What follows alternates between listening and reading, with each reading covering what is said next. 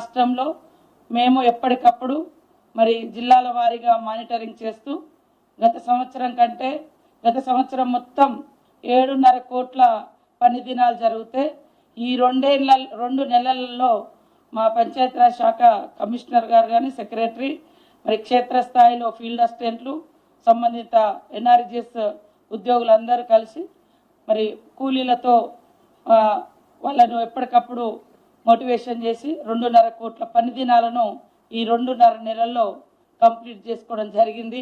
ఎందుకంటే కొత్త పథకం రావడంతో అన్ని పథకాలు కోతబడి మరి రాష్ట్ర బడ్జెట్ మీద తీవ్రమైనటువంటి ప్రభావం చూపబోతుంది. కాబట్టి దీన్ని నిరసిస్తూ ఒక లేఖ కూడా రాయాలనుకున్నాం.